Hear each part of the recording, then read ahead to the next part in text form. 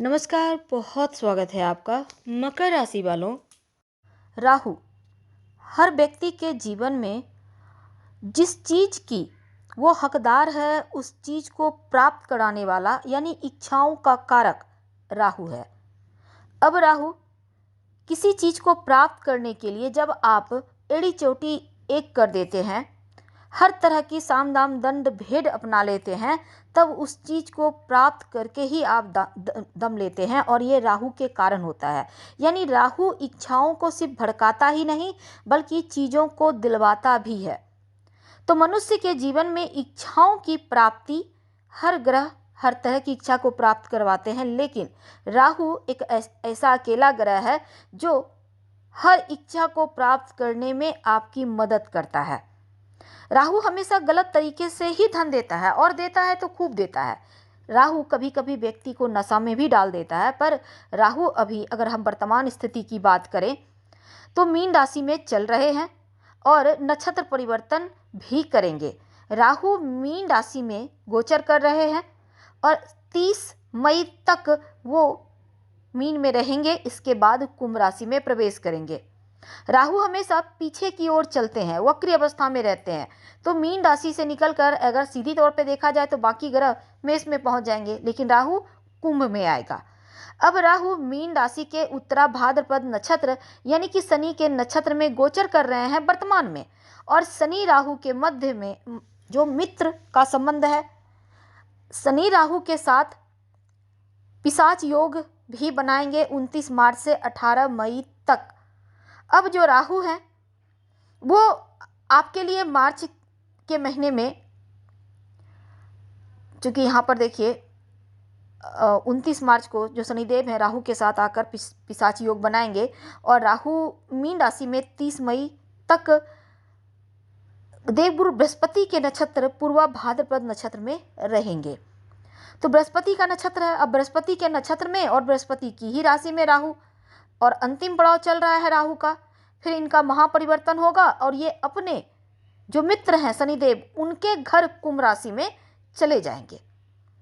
तो मीन राशि में जब तक हैं दुखों से मुक्ति दिलाने वाले हैं, लेकिन जब वो मित्र के घर जाएंगे तब पूरी तरह से रिलैक्स हो जाएंगे और राहु जबरदस्त लाभकारी उन्नतिदायी रहेंगे अगले जो आपका 1.5 साल का वक्त है उसमें।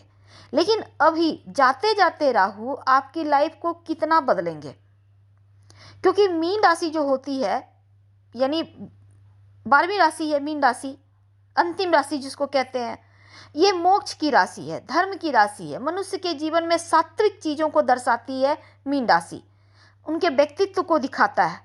अपने जीवन में अगर अपने स्वार्थ के कारण कुछ गलतियां भी कर लें तो जो देवगुरु बृहस्पति होते हैं उनका प्रभाव से व्यक्ति के अशुभ प्रभाव को कम किया जाता है या वो कम करते हैं।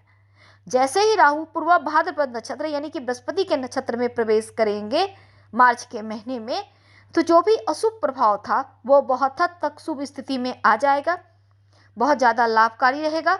लॉटरी, जुआ, सट्टा, शेयर मार्केट, क्रिप्टो करेंसी वगैरह में पैसा लगाए हुए हैं तो आपको यहाँ से लाभ होगा।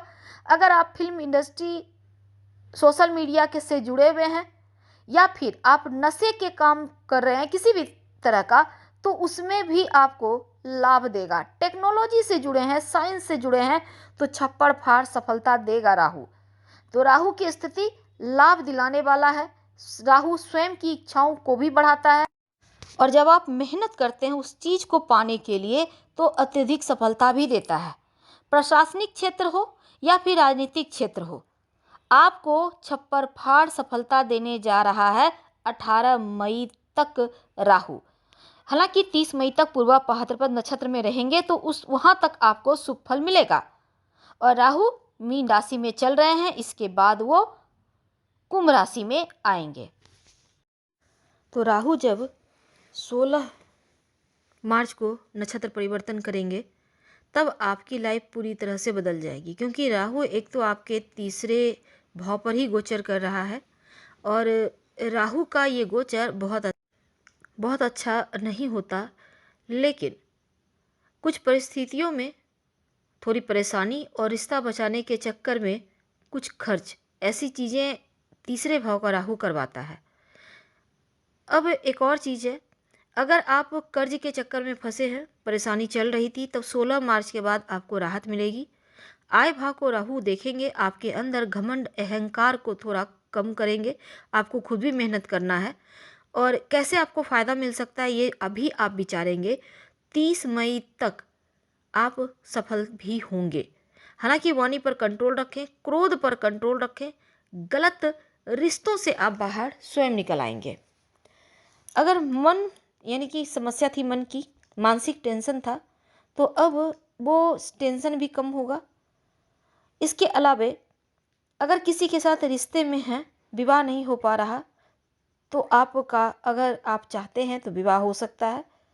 रिश्तों में जैसे कि आपके ऊपर शनिदेव की 7.5 चल रही है, तो रिश्तों में थोड़ी दूरियां थी, वैवाहिक जीवन में टेंशन था, पर ये 16 मार्च के बाद से आपके रिश्तों की मुश्किलें भी कम होती नजर आएंगी।